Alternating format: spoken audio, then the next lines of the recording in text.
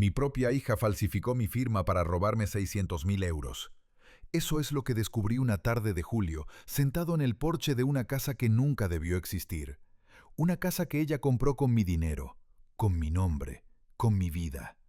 Pero espera, porque lo que te voy a contar ahora es mucho peor que eso. Mucho, mucho peor. Me llamo Mateo, tengo 60 años y durante 35 años he conducido un taxi por las calles de Madrid. He conocido cada esquina de Gran Vía, cada semáforo roto de la Castellana, cada bache de la M30. He pasado más noches en la cola de Barajas que en mi propia cama. He respirado el humo de 17.000 cigarrillos ajenos.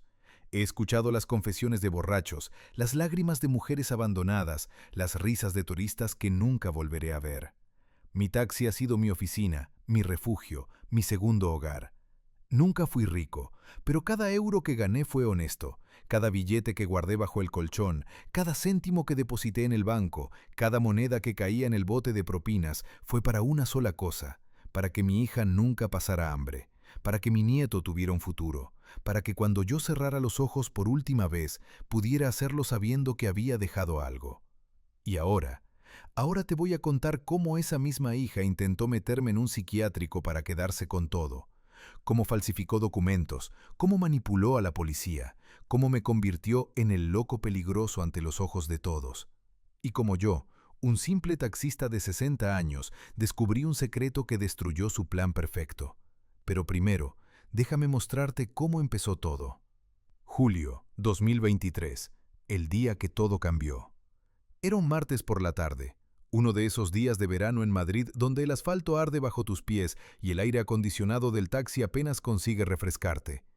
Acababa de terminar mi turno de 12 horas. 12 horas de tráfico denso, de clientes impacientes que te gritaban por llegar tarde a sus reuniones, de turistas borrachos que no sabían dar direcciones y vomitaban en el asiento trasero. Estaba agotado. Me dolía la espalda, me dolían las rodillas, me dolían hasta los pensamientos. Llegué a mi casa en Carabanchel. Un piso pequeño, 2 habitaciones, modesto pero pagado, sin hipoteca, sin deudas, completamente mío. Lo compré en 1998 con el dinero que había ahorrado durante 10 años. Cada ladrillo de ese piso llevaba mi sudor, mi esfuerzo, mis noches sin dormir. Me quité los zapatos, me serví un vaso de agua fría del grifo, encendí la tele. Las noticias hablaban de la ola de calor que estaba asfixiando a Europa, de incendios forestales en Grecia, de políticos que prometían cosas que nunca cumplirían. El teléfono sonó. Era ella, mi hija, Laura. «Papá, ¿qué haces?» «Nada, acabo de llegar. Estoy cansado, hija». «Ven a verme, tengo una sorpresa». Su voz sonaba extraña, demasiado dulce, demasiado alegre, demasiado forzada, como cuando era niña y había roto algo y no quería que me enfadara. Como cuando había sacado malas notas y trataba de ablandarme antes de enseñarme el boletín. Como cuando había mentido y necesitaba que yo le creyera. Pero era mi hija, mi única hija, la persona por la que había sacrificado todo en esta vida. ¿Cómo iba a negarme? «Laura, estoy muy cansado. No puede ser mañana». «No, papá, es hoy. Es importante. Y además, quiero que conozcas mi nueva casa». ¿Nueva casa? Eso me despertó de golpe. Laura vivía en un piso de alquiler en Vallecas, un segundo sin ascensor, con humedades en las paredes, grietas en el techo y un casero que nunca arreglaba nada. Las tuberías goteaban. En invierno hacía un frío que te calaba los huesos. Siempre se quejaba del dinero. Siempre me pedía préstamos que nunca devolvía. 300 euros para la matrícula del colegio de mi nieto, 500 para arreglar el coche, 200 para pagar la luz porque le habían cortado el suministro. Yo siempre decía que sí. Siempre. ¿Cómo podía permitirse ahora una casa nueva? ¿Qué casa, Laura? Ven y lo verás, papá. Te mando la dirección. Colgó antes de que pudiera responder. Un minuto después, mi teléfono vibró. Un mensaje con una ubicación de Google Maps. Las Rosas. Las Rosas. Se me heló la sangre. Las Rosas es uno de los barrios más caros de Madrid. donde viven futbolistas del Real Madrid, empresarios, actores de televisión, gente que conduce Mercedes y Audis que cuestan más que mi piso entero. Yo solo había ido allí como taxista, llevando a pasajeros que me trataban como si fuera invisible. Algo no estaba bien. Pero me levanté. Me puse los zapatos otra vez. Bajé al garaje. Arranqué mi viejo Seat Toledo, el mismo taxi que había comprado de segunda mano hace 15 años, y conduje hacia el noroeste de la ciudad. Media hora después, mientras el GPS me guiaba por calles cada vez más anchas, con árboles cada vez más verdes, con casas cada vez más grandes, empecé a sentir un nudo en el estómago. Un nudo que decía, esto no va a terminar bien. Pasé por calles con nombres de árboles, calle de los robles, calle de los pinos, calle de las acacias, todas perfectas, todas silenciosas, todas llenas de riqueza que yo nunca había conocido. Y entonces llegué, la casa que no debería existir. Me quedé sin palabras. Era un chalet, no un piso, no un adosado pequeño, un chalet de 2 plantas, con un jardín que parecía salido de una revista de decoración. Césped perfectamente cortado, tan verde que parecía artificial. Setos recortados con precisión milimétrica. Árboles ornamentales. Un sendero de piedras blancas que llevaba a la puerta principal. Incluso había una pequeña fuente de agua en medio del jardín. La fachada era de ladrillo claro y madera oscura, de esas casas modernas que ves en las películas americanas. Las ventanas eran enormes, con marcos blancos, y reflejaban el sol de la tarde como espejos de oro. En la entrada había un porche con columnas blancas y suelo de mármol. Y en el garaje abierto, un coche nuevo, un BMW Serie 3, negro brillante, con matrícula de este año. ¿BMW? Laura conducía un Opel Corsa del año 2008 que se averiaba más veces de las que funcionaba. Yo misma había tenido que llamar a la grúa 3 veces este año. Aparqué mi taxi sucio, con la pintura desconchada y los asientos gastados, justo frente a aquella casa que parecía de ensueño. Y en ese momento la puerta se abrió. Laura salió. Pero no era la Laura que yo conocía. Vestía un vestido blanco de lino que parecía carísimo, zapatos de tacón que brillaban al sol, gafas de sol de marca, el pelo recién cortado en una peluquería cara, las uñas perfectamente pintadas, joyas que nunca le había visto. Caminó hacia mí con una sonrisa radiante, una sonrisa que, por alguna razón, me heló la sangre. «¡Papá! ¡Has venido! ¡Qué alegría!». Me abrazó. Olía a perfume caro, perfume francés, de esos que cuestan 100 euros el frasco, no el perfume de 10 euros del supermercado que solía usar. «Laura, ¿qué es todo esto?». Ella se apartó. Giró sobre sí misma como si estuviera en un anuncio de televisión, los brazos extendidos, la sonrisa perfecta. «¿Te gusta? Es mi nueva casa». ¿Tu nueva casa? Sí, ¿no es increíble? Mira el jardín y espera a ver el interior. Tiene 4 habitaciones, 3 baños, cocina americana, garaje para 2 coches. Yo miraba el chalet, luego la miraba a ella, luego volvía a mirar el chalet. «Laura, esto debe costar 600.000 euros». Dijo la cifra como si estuviera hablando del precio de un café, como si 600.000 euros fueran calderilla. 600.000 euros. Yo he trabajado 35 años, 7 días a la semana durante temporadas altas, turnos de 12, 14, a veces 16 horas, para ahorrar 120.000 euros, que ahora estaban en el banco, en una cuenta de ahorro que nunca había tocado, mi colchón de seguridad, mi jubilación, mi funeral, lo único que tenía. ¿De dónde ha sacado ese dinero? Ella rió, una risa que no sonaba natural, una risa ensayada.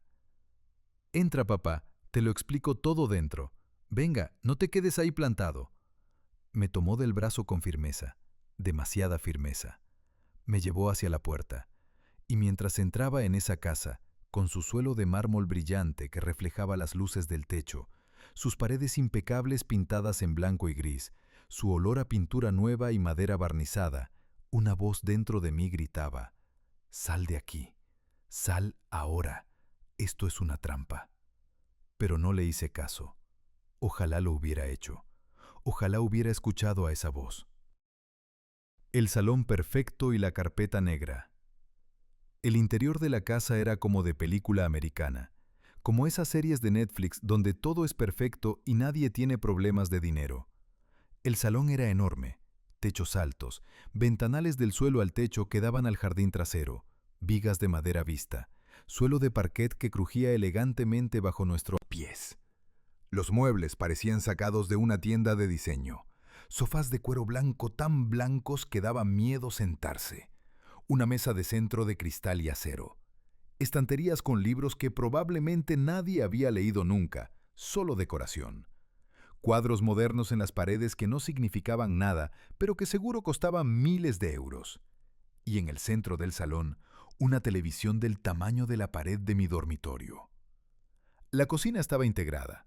Cocina americana, la llaman, con una isla central de mármol blanco, electrodomésticos de acero inoxidable que brillaban como espejos, una cafetera profesional como las de las cafeterías, un frigorífico americano con pantalla táctil.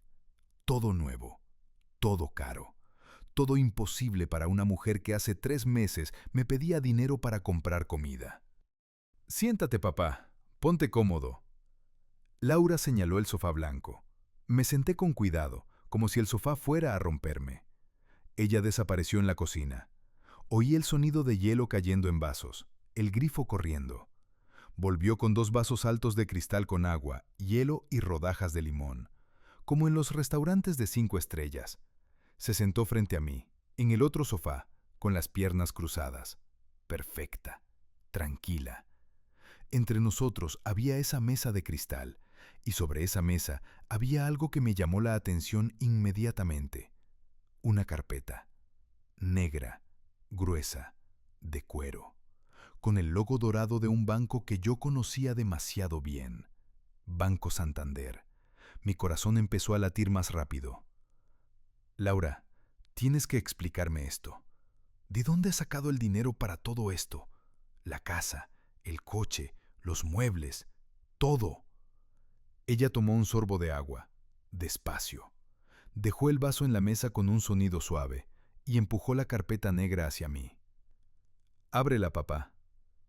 «Laura, ábrela». Su voz había cambiado.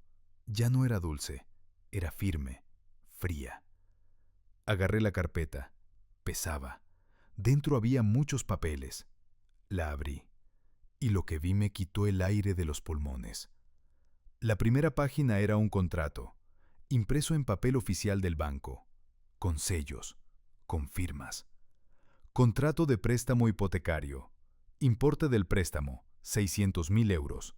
Plazo, 30 años. Tipo de interés, variable, Euribor más 1,5%. Cuota mensual aproximada, 2.400 euros. Acreditante principal, Laura García Ruiz. DNI, 52.847.336K. Y luego, en la siguiente línea, algo que hizo que mi corazón se detuviera. Acreditante secundario, aval, Mateo García López. DNI, 28.493.157J. Mi nombre, mi apellido, mi número de DNI. Pero yo no había firmado nada, no sabía nada de esto. Pasé la página con manos temblorosas. Garantía hipotecaria adicional. Propiedad ofrecida como aval. Dirección, calle Bravo Murillo 47, tercero B, 28045, Madrid. Tipo, vivienda, 65 metros cuadrados. Valor de tasación, 185.000 euros. Titular, Mateo García López. Estado, libre de cargas. Mi casa. Mi piso de Carabanchel. El que había pagado durante 20 años. El que era lo único que tenía en este mundo. El techo sobre mi cabeza. «Laura, ¿qué es esto?». Ella se recostó en el sofá, cruzó las piernas, tomó otro sorbo de agua. y habló con una calma absoluta que me aterrorizó más que si hubiera gritado. Es muy simple, papá. Yo quería comprar esta casa. Es una gran inversión. Las casas en Las Rosas se revalorizan cada año, pero mi historial crediticio no es, digamos, perfecto. Tengo algunas deudas antiguas, algunos impagos de hace años. Nada grave, pero el banco no me daba el préstamo solo con mi nombre. Se inclinó hacia adelante. Así que necesitaba un aval, una garantía. Y tú tienes el piso de Carabanchel. Está completamente pagado, sin hipoteca, sin cargas. Vale casi 200.000 euros. Es perfecto para garantizar el préstamo. Yo la miraba. Intentaba procesar sus palabras. Intentaba entender cómo mi propia hija podía estar diciéndome esto con tanta tranquilidad. Laura, yo no voy a poner mi casa como garantía de tu hipoteca. Esa casa es lo único que tengo. Ella sonrió.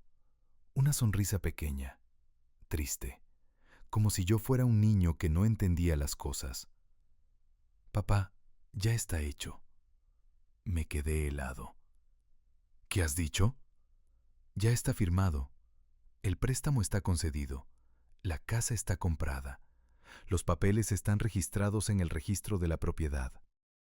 Laura, yo no he firmado nada. Ella se inclinó más hacia adelante. Pasó varias páginas del contrato. Me señaló una línea con su uña pintada de rojo.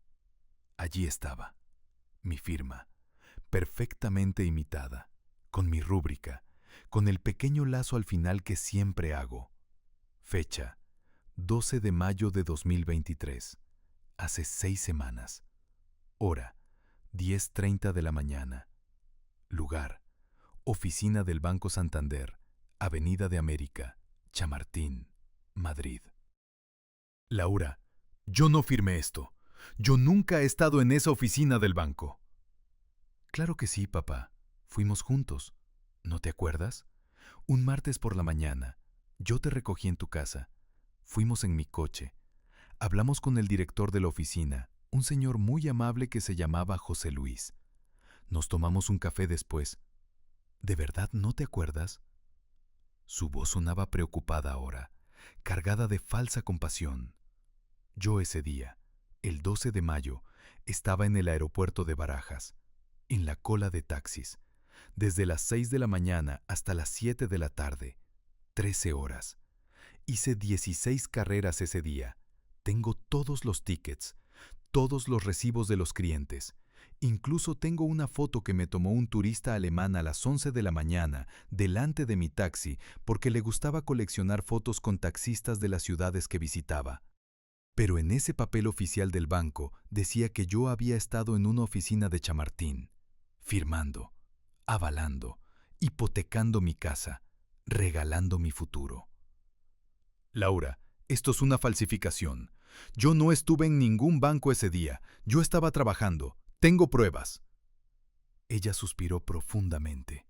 Se llevó la mano a la frente, como si le doliera la cabeza, como si yo estuviera siendo difícil. Papá, llevas muchos años trabajando, muchas horas al día. 12, 14 horas conduciendo. Poco descanso. Es normal que a veces, que la memoria falle, que confundas los días, que olvides cosas. Y en ese momento lo entendí todo. No era solo la firma falsificada. Esto era un plan cuidadosamente diseñado. Paso 1. Falsificar mi firma y conseguir el préstamo. Paso 2. Hacerme parecer senil, confundido, con problemas de memoria, para que nadie creyera mi versión cuando denunciara, para que todos pensaran que el viejo taxista estaba perdiendo la cabeza, para que fuera mi palabra contra la suya. ¿Y a quién iban a creer? ¿A un hombre de 60 años que trabaja 14 horas al día y que, efectivamente, está cansado? ¿O a su hija preocupada que solo intenta cuidar de su padre enfermo? Laura, yo sé perfectamente dónde estaba ese día, y tú lo sabes también. Tú falsificaste mi firma. Ella se levantó, caminó hacia el ventanal, me dio la espalda, miró hacia el jardín. Papá, esto ya está hecho. La hipoteca está firmada y registrada. La casa es mía. Tú solo eres el aval. No tienes que hacer nada. Yo pago las cuotas todos los meses. Tú no te preocupes de nada. ¿Y si no pagas las cuotas, qué pasa entonces? Ella se giró lentamente. ¿Por qué no iba a pagar? Laura, tú nunca has pagado nada en tu vida. Todos los préstamos que te he dado nunca me los has devuelto. Llevas años pidiéndome dinero. Su cara cambió. La máscara de la hija dulce y preocupada desapareció, y apareció otra persona, alguien a quien yo no conocía, alguien frío, calculador, sin remordimientos. Esos préstamos no eran préstamos, papá. Era tu obligación como padre. Yo no te pedí nacer. Tú decidiste tenerme. Tú decidiste traerme a este mundo. Y ahora es tu responsabilidad ayudarme, mantenerme, darme lo que necesito. Se acercó a mí. Un paso, 2 pasos. Has estado ahorrando durante 35 años. ¿Para qué? ¿Para morirte y que el dinero se quede en el banco? ¿Para que Hacienda se lo lleve? No. Ese dinero es para mí, para tu nieto, para tu familia. Yo me levanté del sofá. Laura, voy a ir a ese banco mañana mismo. Voy a decirles que esa firma es falsa. Voy a denunciar esto a la policía. Ella dio otro paso hacia mí. Ahora estaba muy cerca. Podía ver sus ojos, fríos, vacíos. ¿Y crees que te van a creer? ¿A ti? ¿Un taxista de 60 años que trabaja 14 horas al día, 7 días a la semana? ¿Que obviamente está exhausto?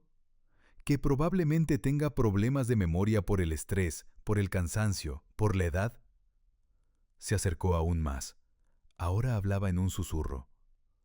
¿O me van a creer a mí, a tu hija, a una mujer joven, preocupada, que solo está intentando cuidar de su padre anciano, que está preocupada porque últimamente lo ve confundido, desorientado, olvidando cosas, diciendo cosas que no tienen sentido? Y entonces añadió algo que hizo que mi sangre se congelara. De hecho, papá, he hablado con un abogado especializado en derecho de familia. Me explicó algo muy interesante. Dice que cuando un padre mayor muestra signos evidentes de demencia, de deterioro cognitivo, de incapacidad para gestionar sus propios asuntos, la familia puede solicitar una incapacitación legal, una tutela, para protegerlo, para proteger sus bienes, para evitar que tome decisiones perjudiciales para sí mismo. Me quedé paralizado. ¿Qué estás diciendo? Ella volvió al sofá, se sentó, cruzó las piernas, tomó su vaso de agua. Solo te estoy informando, papá, para que lo sepas, por si acaso algún día es necesario. Agarré la carpeta negra de la mesa.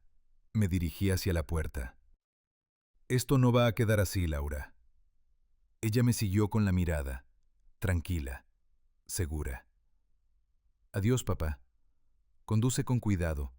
Ya no estás tan joven como antes. Salí de esa casa. Bajé por el sendero de piedras blancas. Subí a mi taxi. Y mientras arrancaba el motor, mientras las manos me temblaban tanto que apenas podía agarrar el volante, mientras el corazón me latía tan fuerte que lo sentía en la garganta, supe una cosa con absoluta certeza. Mi hija acababa de declararme la guerra, y yo estaba completamente solo. Pero lo que Laura no sabía es que yo llevaba 35 años escuchando conversaciones en mi taxi, abogados hablando de casos, policías comentando investigaciones, jueces discutiendo sentencias, y había aprendido algo muy importante. La gente siempre comete errores, siempre deja rastros, siempre hay una forma de descubrir la verdad. Y yo iba a encontrar esa forma, aunque me costara lo que me costara. Las tarjetas fantasma, el segundo golpe. Esa noche no pude dormir. Me quedé sentado en la mesa de mi cocina hasta las 4 de la mañana, con la carpeta negra delante de mí, leyendo cada página, cada cláusula, cada línea del contrato hipotecario que mi hija había falsificado. 600.000 euros. 30 años de pagos. Mi casa como garantía. Si ella dejaba de pagar, y yo sabía que lo haría, el banco vendría a por mí, a por mi piso, a por lo único que tenía. Me quedaría en la calle, a los 60 años, sin nada. Pero no era solo eso lo que me quitaba el sueño. Era la frialdad en sus ojos, la forma en que había planificado todo, la amenaza velada de incapacitarme legalmente. Mi propia hija quería destruirme. A las 5 de la mañana, cuando el sol empezaba a asomar por la ventana de mi cocina, tomé una decisión. Iba a luchar. No sabía cómo. No sabía si podría ganar. Pero iba a luchar. Me duché. Me vestí. Preparé café. Y a las 8 en punto, cuando los bancos abrían, hice la primera llamada. Pero antes de que pudiera marcar el número, sonó el timbre de mi casa. El cartero. Me entregó una carta certificada, del Banco Santander. La abrí con manos que ya empezaban a temblar porque sabía, lo sabía en mis huesos, que no iban a ser buenas noticias. Notificación de impago. Tarjeta de crédito Visa Gold. Número de tarjeta 7842. Titular: Mateo García López. Saldo pendiente 16.400 euros. Días de retraso en el pago 47 días. Advertencia: su cuenta será reportada al registro de morosos en 10 días. Leí la carta 3 veces. 4. 5. No entendía nada. Yo no tenía tarjetas de crédito. Nunca en mi vida he tenido una tarjeta de crédito. Siempre he pagado todo en efectivo. Las tarjetas son una trampa, un engaño para hacerte gastar dinero que no tienes, para endeudarte hasta el cuello. Mi padre me enseñó eso. Mateo, me decía, si no lo puedes pagar en efectivo es que no te lo puedes permitir. Y yo siempre había vivido así. Agarré el teléfono, marqué el número de atención al cliente del banco que aparecía en la carta. Esperé 5 minutos escuchando una música horrible, mientras una voz grabada me decía cada 30 segundos que su llamada es muy importante para nosotros. Finalmente, una mujer contestó. Buenos días, Banco Santander. Le habla Cristina. ¿En qué puedo ayudarle? Buenos días, señorita. Soy Mateo García López. He recibido una notificación de impago de una tarjeta de crédito que yo no he solicitado nunca. Un momento, por favor. Voy a consultar su expediente. Oí el tecleo de un ordenador. Sí, señor García, aquí está. Usted solicitó la tarjeta Visa Gold el día 18 de marzo de este año en nuestra oficina de Chamartín. Chamartín. Otra vez ese nombre. Señorita, yo nunca he ido a esa oficina. Yo no he solicitado ninguna tarjeta. Señor García, tengo aquí su solicitud firmada, con su DNI, y la tarjeta se ha utilizado en múltiples ocasiones desde entonces. Mi corazón empezó a latir más rápido. ¿Puede decirme exactamente qué compras se han hecho con esa tarjeta? Más tecleo. A ver, déjeme comprobar el historial de movimientos. Aquí está. El 25 de marzo, compra en IKEA por valor de 4.200 euros. El 2 de abril, compra en MediaMarkt por 3.800 euros. El 15 de abril, compra en Leroy Merlin por 5.100 euros. El 3 de mayo... ¿Y dónde se entregaron todas esas compras? Un momento, aquí dice que todas las entregas se realizaron en Calle de los Robles número 23, Las Rosas, Madrid. Las Rosas. La casa de Laura. El aire se me escapó de los pulmones. ¿Cuánto debo en total en esa tarjeta? 16.400 euros, señor García, y tengo que informarle de que si no regulariza su situación en los próximos 10 días, procederemos a incluir su nombre en el registro de morosos, lo cual afectará gravemente a su historial crediticio. Señorita, yo no he comprado nada de eso. Alguien ha utilizado mi identidad para abrir esa tarjeta. Esto es un fraude. Señor García, entiendo su preocupación, pero según nuestros registros, usted firmó la solicitud en persona. Si cree que ha sido víctima de un fraude, debe presentar una denuncia ante la policía y luego contactar con nuestro departamento de fraudes. ¿Y mientras tanto tengo que pagar esos 16.400 euros? Me temo que sí, señor. La deuda está a su nombre. Colgué el teléfono. Me senté. Y entonces recordé algo. Tenía una cuenta de correo electrónico, una que casi nunca revisaba. La había creado hace años porque el banco me obligó a tenerla para poder consultar mis movimientos online, pero yo prefería ir a la oficina en persona. No me fío de los ordenadores. Fui a mi habitación. Saqué del armario el portátil viejo que me había regalado mi cuñado hace 5 años y que apenas había usado. Lo encendí. Tardó una eternidad en arrancar.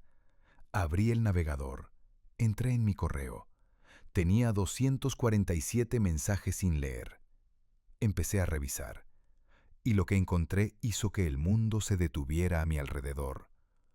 Banco Santander.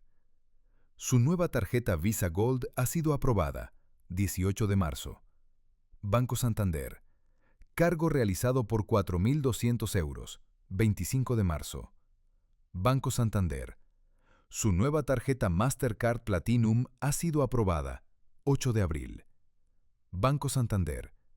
Cargo realizado por 3.800 euros. 2 de abril. Banco BBVA. Su nueva tarjeta de crédito ha sido activada. 22 de abril. Banco BBVA. Cargo realizado por 5.100 euros. 15 de abril. Seguí bajando. Más mensajes, más tarjetas, más cargos. 17 notificaciones bancarias. 3 tarjetas de crédito diferentes, todas a mi nombre. Todas con cargos masivos en tiendas de muebles, decoración, electrónica, materiales de construcción. Todas con dirección de entrega en Las Rosas. Abrí una hoja de Excel que nunca había usado. Empecé a anotar cada cargo. Tarjeta 1. Visa Gold Santander. 16.400 euros. Tarjeta 2. Mastercard Platinum Santander. 18.200 euros.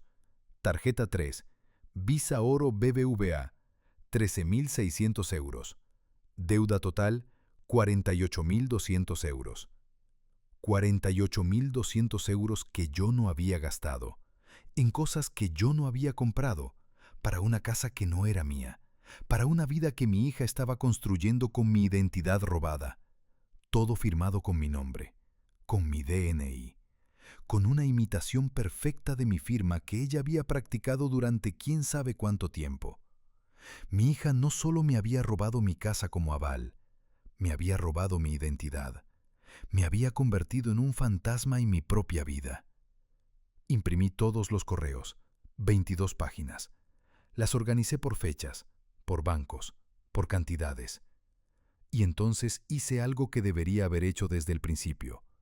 Busqué en Google, abogado especialista en fraude bancario, Madrid. Encontré uno, Manuel Ortega, con buenas reseñas, oficina en el centro. Llamé. Una secretaria contestó. Bufete Ortega y Asociados, buenos días. Buenos días. Necesito hablar urgentemente con el señor Ortega. Es un caso de fraude, de robo de identidad. ¿Y quién es el responsable del fraude, señor? Hice una pausa, porque decir esas palabras en voz alta las hacía más reales, más dolorosas. Mi hija. Silencio al otro lado. Entiendo. ¿Puede venir esta tarde a las 4? Allí estaré. Colgué. Me vestí con mi mejor ropa, un traje que había comprado para la boda de mi sobrina hace 3 años. Me puse una corbata. Peiné con gomina. Quería parecer creíble, quería parecer cuerdo, porque sabía que Laura iba a intentar pintarme como un viejo loco, y yo necesitaba demostrar que no lo era. Y el abogado que me creyó. La oficina de Manuel Ortega estaba en la calle Alcalá, cerca de la Puerta del Sol. Un edificio antiguo con ascensor de reja, 3er piso. Entré a una sala de espera pequeña pero elegante, sofás de cuero, revistas de economía en la mesa, una secretaria que me ofreció café. 5 minutos después salió un hombre de unos 45 años, alto, gafas, traje gris. ¿Señor García? Sí. Soy Manuel Ortega, pase por favor. Me hizo pasar a su despacho. Estanterías llenas de libros de derecho, un escritorio grande de madera oscura, ventanas que daban a la calle. Siéntese, cuénteme qué ha pasado. Y se lo conté todo. La casa de 600.000 euros, la hipoteca falsificada con mi firma, las 3 tarjetas de crédito, los 48.200 euros de deuda, la amenaza de incapacitación legal. Hablé durante 40 minutos sin parar. Él tomó notas, no me interrumpió ni una vez. Cuando terminé, dejó el bolígrafo en la mesa.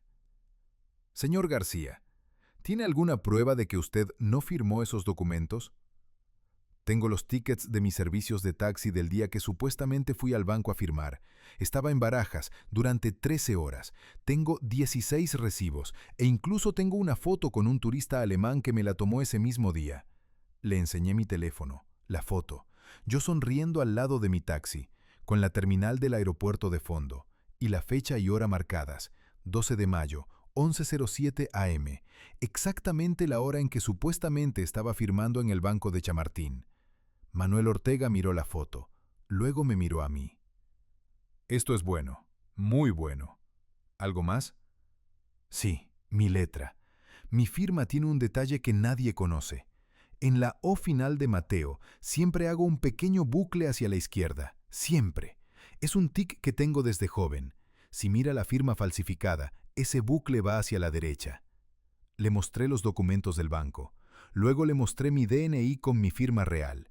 Él las comparó durante 2 minutos en silencio. Tiene razón. Son similares pero no idénticas. ¿Su hija conocía ese detalle? No, nunca se lo he dicho a nadie. Manuel Ortega se recostó en su silla, se quitó las gafas, se frotó los ojos. Señor García, voy a ser honesto con usted. Este es uno de los casos más claros de fraude familiar que he visto, pero también es uno de los más complicados. ¿Por qué? Porque es su hija. Los jueces son muy cautelosos con estos casos. Van a preguntarse, ¿por qué una hija haría esto a su propio padre? Y su hija, si es inteligente, y por lo que me cuenta, lo es, va a pintarle a usted como un hombre mayor, confundido, con problemas de memoria. Va a decir que usted firmó todo, pero que ahora no lo recuerda. Pero yo tengo pruebas. Sí, y son buenas, pero necesitamos más. Se inclinó hacia adelante. Necesitamos demostrar un patrón, un plan premeditado. Necesitamos más que un simple él dice, ella dice. Necesitamos evidencia de que su hija ha estado planeando esto durante meses, tal vez años. ¿Cómo conseguimos eso? Usted vuelva a su casa y busque correos electrónicos antiguos, mensajes, llamadas, cualquier comunicación con su hija donde ella mencione dinero, o su casa, o herencias, cualquier cosa que demuestre que ella tenía interés económico en sus bienes. Se puso de pie. Mientras tanto, yo voy a preparar una denuncia formal, por falsificación de documento público, por estafa, por usurpación de identidad, y vamos a solicitar una orden judicial para congelar todas las cuentas bancarias relacionadas con esas tarjetas de crédito. Me levanté también. ¿Cuánto va a costar todo esto? Él hizo una pausa. Normalmente cobraría 5.000 euros de anticipo, pero su caso me ha tocado. Voy a hacerle un trato. No me pague nada ahora. Si ganamos el caso, me paga el 15% de lo recuperado. Si perdemos, no me debe nada. Le estreché la mano. Gracias. No me las dé todavía. Esto va a ser duro. ¿Está preparado? Sí. Pero no lo estaba. Porque 3 días después llegó el tercer golpe. El golpe que casi me destruye. La policía en mi puerta. El hombre peligroso. Era un lunes por la mañana, las 7 en punto. Acababa de levantarme. Estaba en pijama, preparando café. Alguien llamó a mi puerta. Con fuerza, con insistencia. Toc, toc, toc, toc, toc. Abrí.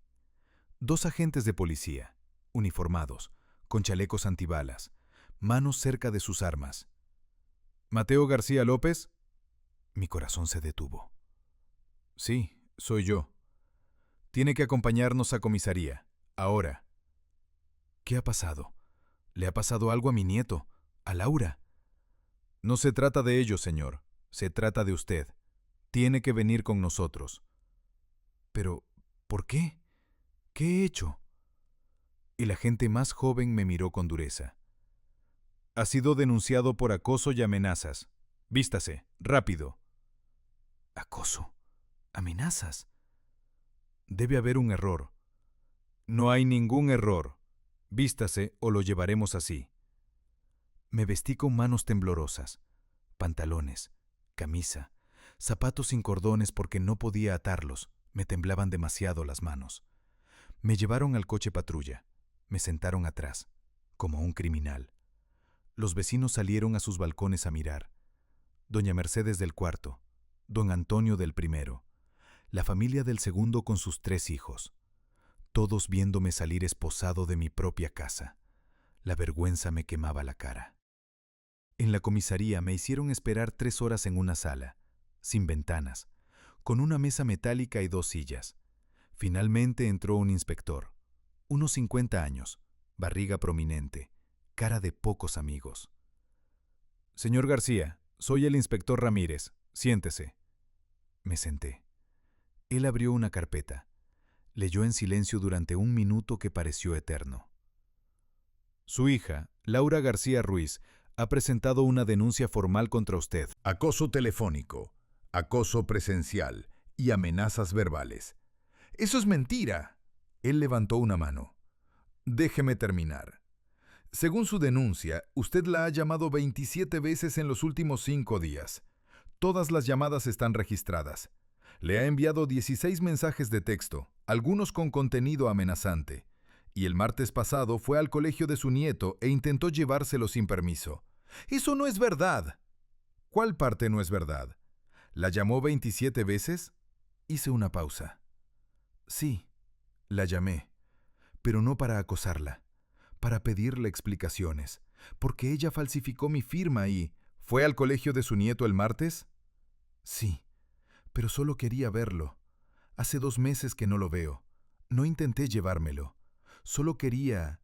Señor García, el guardia de seguridad del colegio dice otra cosa. Dice que usted intentó entrar por la fuerza, que gritó, que tuvo que llamar al director para que le hiciera salir. Yo no grité. Solo quería ver a mi nieto. El inspector cerró la carpeta. Señor García, entiendo que hay conflictos familiares, pero hay límites legales. No puede acosar a su hija. No puede presentarse en el colegio sin permiso. No puede amenazarla. Yo no la amenacé. Ella tiene grabadas 3 de sus llamadas telefónicas. En una de ellas, usted dice, y cito, «Vas a pagar por esto, Laura. Te lo juro. Vas a pagar». ¿Eso no es una amenaza? Me quedé en silencio, porque sí había dicho eso. En un momento de rabia, de desesperación, pero no lo había dicho como una amenaza física. Lo había dicho refiriéndome a la justicia, a los tribunales, pero grabado, sin contexto, sonaba como una amenaza. Inspector, mi hija me ha robado. Falsificó mi firma para hipotecar mi casa. Abrió tarjetas de crédito a mi nombre. Me ha dejado una deuda de casi 50.000 euros. Yo solo quiero justicia. ¿Ha denunciado eso? Sí. Mi abogado está preparando la denuncia. Bien. Entonces hágalo a través de los canales legales, pero no puede contactar con su hija, ni llamarla, ni enviarle mensajes, ni acercarse a su casa o al colegio de su nieto. Pero, no hay pero, señor García. Le estoy dando una advertencia formal. Si vuelve a acercarse a su hija, si vuelve a llamarla, tendremos que tomar medidas más serias. ¿Entendido? ¿Más serias? ¿Cómo qué? Como una orden de alejamiento. Cárcel preventiva, dependiendo de la gravedad. Me levanté. Esto es injusto. Ella es la criminal, no yo. Eso lo decidirá un juez. Por ahora, manténgase alejado de su hija. Es una orden. Me dejaron ir. Salí de la comisaría a las 2 de la tarde. Había estado allí 7 horas. Volví a casa caminando. No tenía fuerzas para conducir. Y mientras caminaba por las calles de Madrid, mi Madrid, la ciudad donde había nacido, donde había trabajado toda mi vida, me sentía como un extraño, como un criminal, como si hubiera hecho algo terrible cuando todo lo que había hecho era trabajar. Honestamente, durante 35 años, Laura había dado su segundo golpe maestro. Primero me había hecho parecer senil, Ahora me había hecho parecer peligroso. ¿Cuál sería el tercer golpe? Lo descubrí 2 semanas después, cuando el cartero me entregó una citación judicial. La citación: el plan final de Laura. El sobre era oficial. Juzgado de primera instancia número 12 de Madrid. Sello rojo. Urgente. Lo abrí con manos que ya no temblaban de miedo, temblaban de rabia. Procedimiento de incapacitación. Solicitante: Laura García Ruiz. Afectado: Mateo García López. Motivo: deterioro cognitivo severo, riesgo de autolesión y mala gestión patrimonial. Leí el documento completo, 10 páginas. Laura había solicitado mi incapacitación legal. Decía que yo sufría demencia senil, que olvidaba cosas importantes, que confundía fechas y lugares, que había intentado secuestrar a mi nieto del colegio, que la acosaba telefónicamente, que era un peligro para mí mismo y para otros, y que ella, como hija responsable y amorosa, solicitaba ser nombrada mi tutora legal, para protegerme, para gestionar mis bienes, para tomar decisiones por mí. Si ganaba ese juicio, todo lo que yo tenía sería suyo, legalmente.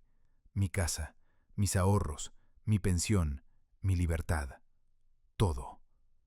Me senté en el sofá, la citación en una mano, y en ese momento, por primera vez desde que todo esto empezó, sentí que iba a perder. Porque Laura había jugado perfectamente, había creado un patrón perfecto. El padre senil que no recuerda haber firmado documentos, el padre acosador que llama obsesivamente a su hija, el padre peligroso que intenta llevarse a su nieto del colegio, y ahora el padre que necesita ser protegido de sí mismo. ¿Quién me iba a creer? Llamé a Manuel Ortega. Ya lo sé, dijo antes de que pudiera hablar. Me acaba de llegar copia de la citación. Tenemos 3 semanas para preparar la defensa. ¿3 semanas? ¿Cómo vamos a demostrar en 3 semanas que no estoy loco? Tranquilo, Mateo. Respire. Escúcheme bien. Su hija ha cometido un error grande. ¿Qué error? Ha movido demasiado rápido, ha sido demasiado ambiciosa, ha dejado rastros, y yo los voy a encontrar. ¿Qué rastros? Por ahora no puedo decirle más, pero confíe en mí. Vaya a su casa, descanse, y no contacte con Laura bajo ningún concepto. ¿Me oye? Bajo ningún concepto. De acuerdo. Colgué, pero no fui a descansar, porque esa noche, mientras no podía dormir, mientras miraba el techo de mi habitación, pensando en cómo había llegado hasta aquí, recordé algo. Algo que Laura no sabía. Un secreto. Un secreto que iba a cambiar todo. El secreto que Laura no conocía. Hace 10 años, cuando Laura tenía 26, vino a pedirme dinero. Necesitaba 15.000 euros, urgente, para pagar deudas de tarjetas de crédito que había acumulado. Yo le di el dinero, como siempre, pero esa vez hice algo que nunca le conté. Le pedí que firmara un documento. Simple papel, donde reconocía el préstamo y se comprometía a devolverlo. No era legal, no estaba notariado, pero tenía su firma, su letra y la fecha. Ella nunca me devolvió ese dinero. Y yo guardé ese papel en una caja de zapatos, en el fondo de mi armario, con otros recuerdos, fotos viejas, cartas de mi mujer fallecida, documentos antiguos. Me levanté, fui al armario, saqué la caja, y allí estaba, el papel amarillento, con su firma, su letra. La comparé con la firma falsificada de los documentos del banco. Era la misma mano, la misma inclinación, los mismos tics de escritura. Laura había practicado falsificar mi firma usando este documento como referencia.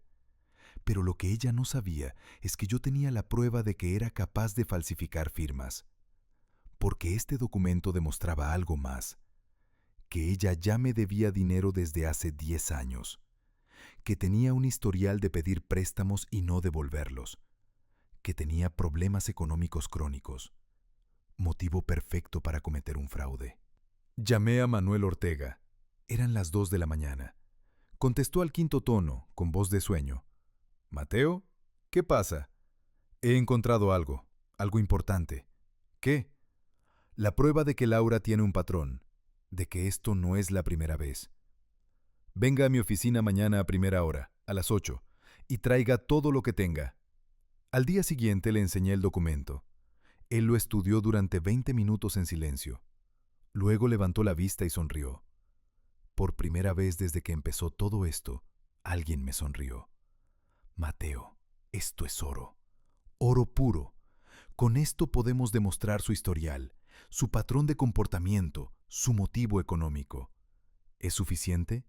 No, pero es un comienzo. Ahora necesito que haga algo importante. ¿Confía en mí? Sí. Bien, porque lo que le voy a pedir va a ser difícil. Muy difícil. ¿Qué? Necesito que contacte con Laura, una última vez. Pero la policía me dijo, lo sé, por eso tiene que hacerlo con cuidado. Llámela, pero grábela. Necesito que admita algo, cualquier cosa. Necesito que ella, en sus propias palabras, reconozca que tiene problemas económicos, o que necesitaba su casa como aval, o que firmó algo en su nombre. Cualquier cosa que podamos usar. ¿Y si me denuncia otra vez? Es un riesgo, pero es nuestra única oportunidad. Esa tarde, a las 6, marqué su número. Respondió al tercer tono. ¿Papá? Su voz sonaba cautelosa, fría. Laura, necesitamos hablar. Papá, la policía te dijo que no me llamaras. Lo sé, pero esto es importante. Por favor, dame 5 minutos. Silencio. Luego, 5 minutos. Y entonces, con el teléfono en modo grabación, tuve la conversación más importante de mi vida. La conversación que iba a decidir mi futuro. La conversación que revelaría un secreto que ni siquiera yo esperaba.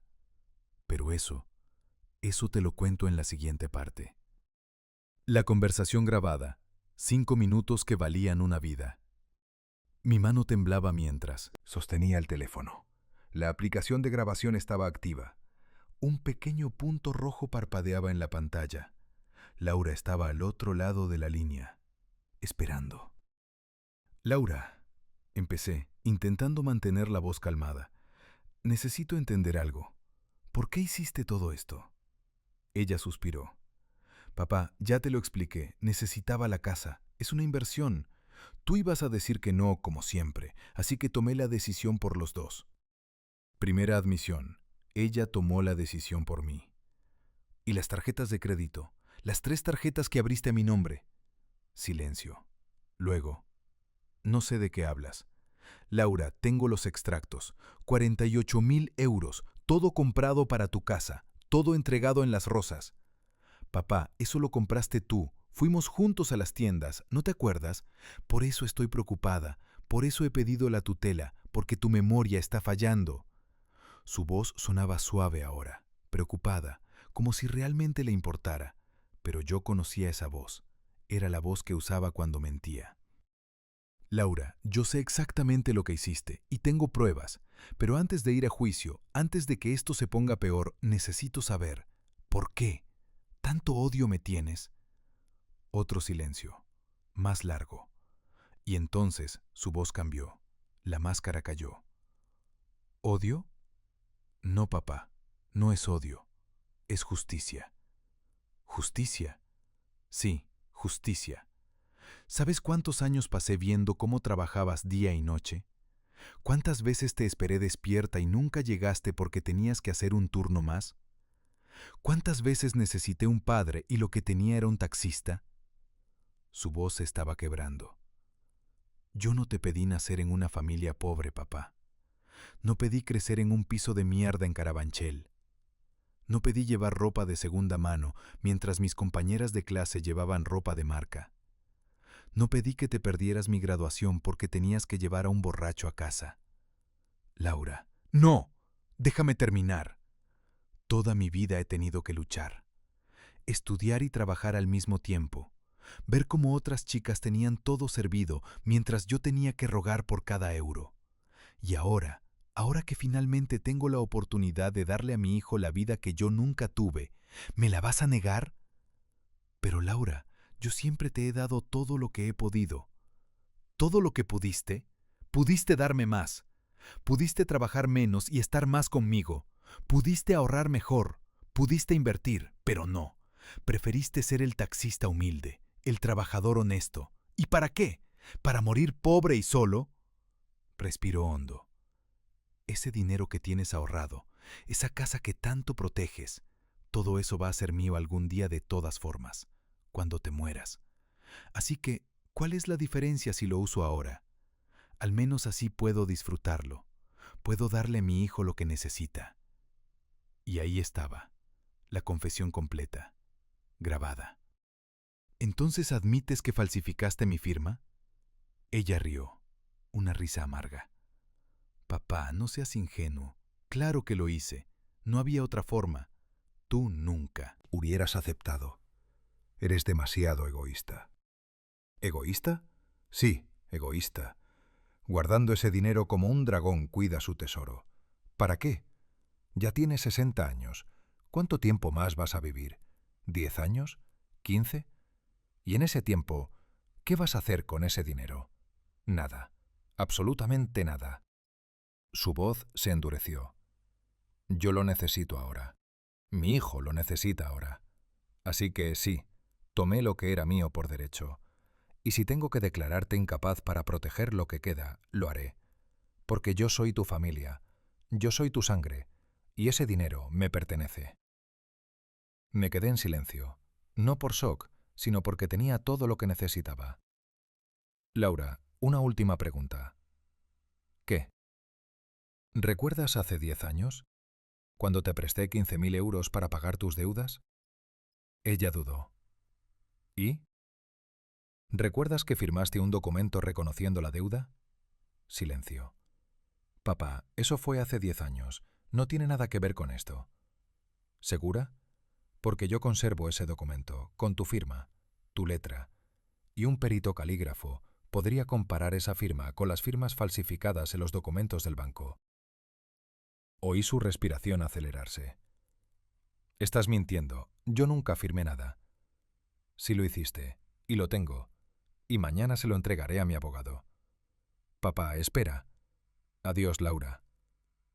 Colgué, y en ese momento, por primera vez en semanas, sonreí, porque tenía todo lo que necesitaba para destruir su plan. 3 semanas después, el día del juicio. El juzgado de primera instancia número 12 de Madrid era un edificio gris y triste, como todos los juzgados. Llegué a las 9 de la mañana, una hora antes de la vista. Manuel Ortega ya estaba allí, esperándome en la puerta. ¿Listo? Listo.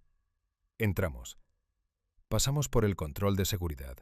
Subimos al segundo piso, sala 4. Laura ya estaba allí, sentada en un banco del pasillo, vestida de negro, como si estuviera de luto. Su abogado a su lado, un hombre de unos 50 años con traje caro. Cuando me vio, sus ojos se llenaron de lágrimas. Papá, por favor, todavía podemos arreglar esto. Su abogado le puso la mano en el hombro. Laura, no hables con él. Entramos a la sala. El juez era una mujer de unos 60 años, gafas, pelo gris recogido, expresión seria. Buenos días. Procedimiento de incapacitación solicitado por la señora Laura García Ruiz contra su padre, Mateo García López. Que pasen los peritos psiquiátricos. 2 psiquiatras entraron, uno contratado por Laura, otro, un psiquiatra forense del Estado. El psiquiatra de Laura habló primero. Su señoría, tras examinar al señor García, he encontrado signos claros de deterioro cognitivo. Pérdida de memoria a corto plazo, confusión temporal, comportamiento errático. Mi recomendación profesional es que se le asigne un tutor legal para proteger sus intereses. La juez tomó notas. ¿Y el psiquiatra forense? El segundo psiquiatra se levantó. Su señoría, he examinado exhaustivamente al señor García. Realizado test cognitivos completos. Y mi conclusión es que el señor García no presenta ningún signo de demencia o deterioro cognitivo. Su memoria es excelente para su edad. Sus capacidades de razonamiento están intactas. No existe justificación médica para una incapacitación. Laura se puso pálida. Su abogado se levantó.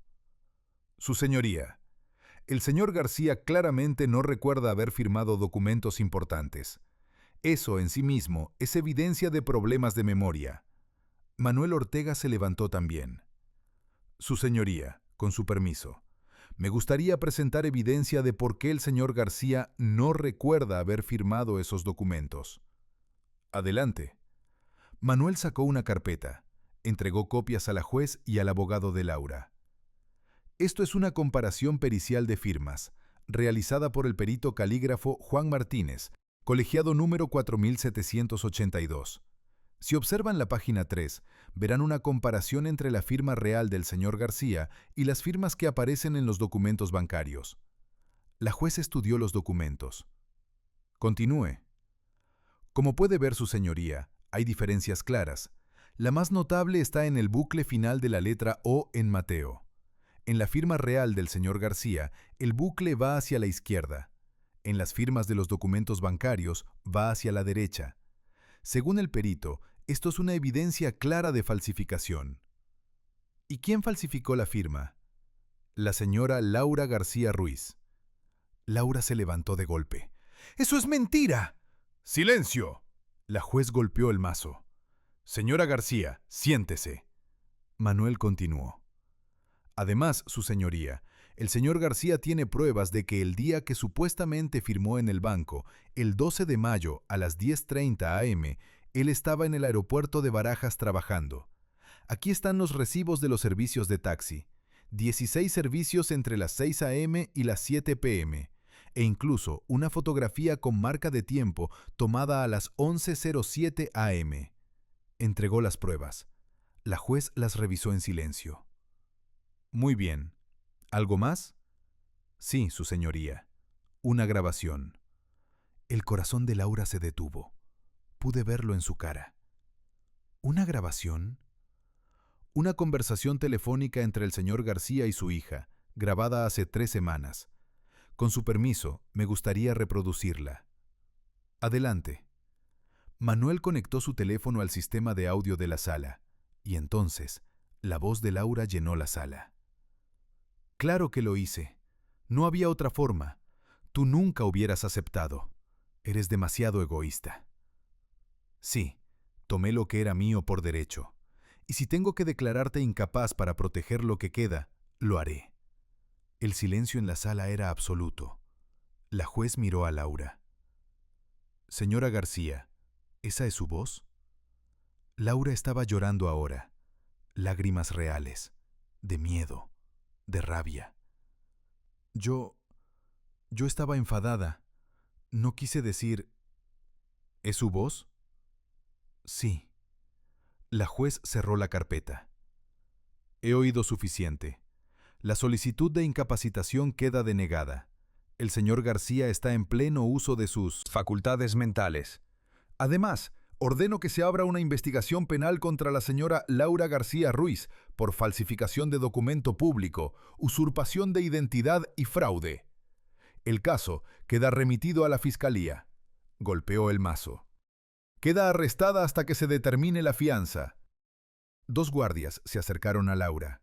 Ella me miró, con odio puro. Esto es culpa tuya. ¡Tuya! No, Laura, es culpa tuya. Se la llevaron, y yo me quedé allí, sentado en esa sala fría de juzgado, sintiendo... ¿qué? ¿Victoria? ¿Alivio? ¿Tristeza? Todo a la vez. 2 meses después. El final de la historia. El juicio penal duró 3 semanas. Laura fue declarada culpable de todos los cargos. Falsificación de documento público, 3 años. Usurpación de identidad, 2 años. Fraude, 4 años. Total, 9 años de prisión. Pero como era primeriza y mostró arrepentimiento, le redujeron la pena a 5 años, con posibilidad de salir en 3 por buen comportamiento. El banco anuló la hipoteca. La Casa de las Rosas fue embargada y vendida. Las deudas de las tarjetas de crédito fueron canceladas porque se demostró que eran fraudulentas. Mi casa de Carabanchel volvió a ser solo mía. Mi nombre fue limpiado. Mi vida volvió a la normalidad. Pero nada era igual. La decisión que cambió mi vida. Una semana después del juicio, vendí el piso. Lo vendí por 190.000 euros. Pagué al abogado, pagué las deudas que sí eran mías, y me quedaron 150.000 euros. Con ese dinero hice 3 cosas.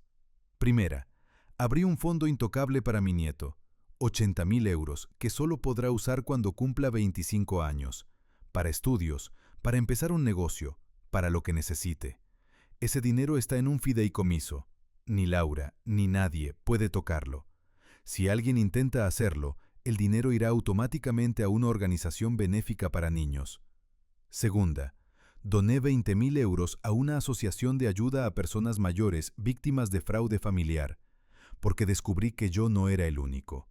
Hay miles de padres, abuelos, ancianos que están siendo estafados por sus propias familias, y nadie habla de ello, porque da vergüenza, porque duele admitir que tu propia sangre te traicionó. Tercera, con los 50.000 euros restantes compré una caravana. No grande, no lujosa, pero suficiente, con una cama, una pequeña cocina, un baño y libertad. El camino sin fin. Vendí mi taxi también. Después de 35 años, era hora. Lo vendí a un joven de Ecuador que acababa de conseguir su licencia. Le di un buen precio. Él lloró cuando le di las llaves. Señor Mateo, esto es un sueño para mí. Cuídalo. Ese taxi me dio de comer durante 35 años. Será bueno contigo si tú eres bueno con él. Y luego me fui. Dejé Madrid atrás, las calles que conocía de memoria, los atascos de Gran Vía, las colas de Barajas, todo. Conduje hacia el norte, sin destino, sin prisa. Por primera vez en mi vida, el tiempo era mío. 6 meses después, una vida nueva. Ahora vivo en mi caravana, aparco donde me da la gana. A veces en playas solitarias en Galicia, a veces en pueblos pequeños en los Pirineos, a veces en parkings de áreas de servicio. No tengo hipoteca, no tengo deudas, no tengo ataduras. Con los 50.000 euros que me quedan, puedo vivir 5, 6, quizás 7 años si soy cuidadoso. Y cuando se acaben, trabajaré en lo que sea. Lavaré platos, cortaré césped, lo que haga falta. Porque descubrí algo importante. La libertad no está en cuánto tienes, está en cuánto necesitas. Y yo no necesito mucho. Laura me llama desde la cárcel. Cada 2 semanas mi teléfono suena. Es un número que conozco. La prisión de mujeres de Alcalá de Henares. Laura. Los primeros meses no contestaba. Dejaba que sonara hasta que se cortaba. Pero hace un mes contesté. ¿Papá? Su voz sonaba pequeña, quebrada. Hola, Laura. Papá, lo siento mucho. Yo no sé qué me pasó. El dinero, la presión, las deudas. Perdí la cabeza. No dije nada. Papá, ¿sigues ahí? Sigo aquí. ¿Me perdonas? Hice una pausa larga. Laura, algún día quizá pueda perdonarte, pero no hoy. Hoy todavía duele demasiado. Lo entiendo. Pero hay algo que quiero que sepas. ¿Qué? Tu hijo, mi nieto, tiene un fondo de 80.000 euros. Solo puede usarlo él, cuando cumpla 25 años, para que estudie, para que tenga oportunidades, para que no tenga que robar a nadie para conseguir lo que quiere. Ella empezó a llorar. Gracias, papá. No me lo agradezcas. No lo hice por ti, lo hice por él, porque él no tiene la culpa de nada. Lo sé. Adiós, Laura. Papá, espera. ¿Volverás a llamarme? No lo sé. Quizá. Algún día. Colgué y seguí conduciendo, porque eso es lo único que sé hacer ahora. Conducir. Hacia adelante. Siempre hacia adelante. Epílogo. 3 años después. Estoy en un pequeño pueblo en Asturias. Aparqué mi caravana junto a un río. Es un día soleado, raro para Asturias. Estoy sentado en una silla plegable, leyendo un libro, tomando café. Mi teléfono suena. Es un número desconocido. Contesto. ¿Abuelo Mateo? Es una voz que no he oído en años. ¿Miguel? Sí, abuelo, soy yo, mi nieto. Tiene 13 años ahora. Miguel, ¿cómo conseguiste mi número? Mamá me lo dio. Salió de la cárcel la semana pasada, por buen comportamiento. Ya veo. Abuelo, yo quiero verte. ¿Puedo? Me quedé en silencio, pensando en todas las cosas que había perdido y en todas las cosas que había ganado. ¿Dónde estás? En Madrid, con mamá. Está bien, dame una dirección. Iré a buscarte este fin de semana. ¿En serio? En serio, porque al final, él no tiene la culpa. Él es inocente en todo esto. Y quizá, solo quizá, pueda enseñarle algo que su madre nunca aprendió, que el dinero no es lo más importante en la vida, que la honestidad vale más que el oro, y que la libertad es el mayor tesoro que existe. Yo soy Mateo, tengo 63 años. Y esta es mi historia. La historia de cómo perdí todo. Y cómo al perderlo, lo gané todo.